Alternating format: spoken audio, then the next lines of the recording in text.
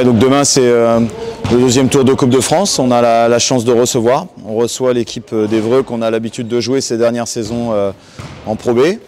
Donc ça va être un match qui est un match intéressant, un match où il ne faut surtout pas tomber dans le piège. Pour rappel, nous il y a 2 ans, on était en Pro B, on avait été gagné à Nanterre exactement dans la même situation. On avait perdu le premier match de championnat à Tours, comme là Évreux vient de perdre à domicile contre Saint-Chamond, et 3 jours plus tard, on avait été en capacité de gagner à Nanterre. Donc il faut être très sérieux, très rigoureux, et au-delà de ne pas se concentrer obligatoirement sur les spécificités de l'adversaire, mais plus sur nous et sur notre capacité à continuer de bien jouer des bons matchs et continuer de faire une série de victoires, quoi. Voilà. Après, c'est une bonne équipe, c'est vraiment une bonne alliance de joueurs d'expérience et de très jeunes joueurs qui ont du potentiel, donc il faudra s'en méfier. On a su ces dernières années en Pro B que Évreux était vraiment un poil à gratter du championnat et une équipe difficile à jouer. Ouais, le plus important, c'est d'être concentré et très motivé, parce qu'on sait que lorsqu'on joue des équipes de niveau inférieur, évidemment il y a une motivation supplémentaire, notamment quand on joue une équipe comme ça avec beaucoup de jeunes joueurs qui ont beaucoup de potentiel et qui vont avoir envie de montrer ce qu'ils sont capables de faire contre une équipe de Pro A. Donc voilà, moi je m'en méfie énormément.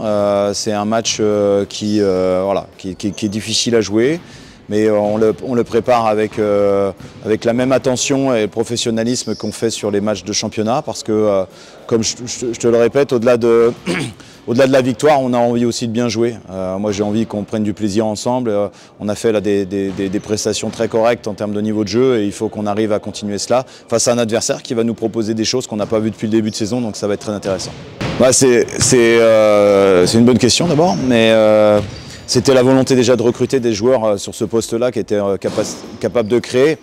On l'a quasiment toujours fait. Je dirais qu'il y a 2 exceptions, c'est Kendall Anthony qui était venu en cours de saison il y a 2 ans, et puis l'année dernière j'avais eu un coup de cœur pour Terrell Gomez, donc même s'il n'était pas un vrai meneur au départ mais surtout un shooter, on s'était mis d'accord avec lui pour l'aider à être un vrai meneur. Mais mon idée principale, c'est de recruter des meneurs de jeu qui ont un profil de créateur, de passeur, de bons joueurs de pick and roll, qui savent trouver la bonne alliance entre le bon mélange entre ok, je sais jouer pour l'équipe et je sais aussi jouer pour moi quand l'équipe en a besoin. Et là, à la fois Tiger et Lucas, tout en se complétant, ils n'ont pas les mêmes qualités, mais ils ont celle-ci en commun, et c'est ça que je recherche, tout à fait. Ouais, alors Évreux, je pense que c'est une équipe qui a, comme toutes les équipes faites par Neno Aseric, qui a des talents vraiment diffus. C'est une équipe qui va jouer collectif.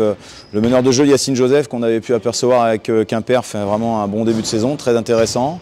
Moi j'aime beaucoup Vrabach, poste 3-4 gaucher, qui est vraiment un bon joueur de basket. Et puis évidemment Burton, par ses qualités très différentes, je dirais, des autres intérieurs qu'on peut rencontrer. Il est un passeur exceptionnel, donc il faudra s'en méfier. Mais il y a aussi Paul Rigaud, qui joue en Pro A à Gravelines, à Blois, très bon shooter. Donc il y a du matériel, ils ont une belle équipe avec peu de moyens, mais ils ont réussi à créer quelque chose d'intéressant. Donc voilà, faut venir au Palais des Sports demain, parce que c'est un beau match.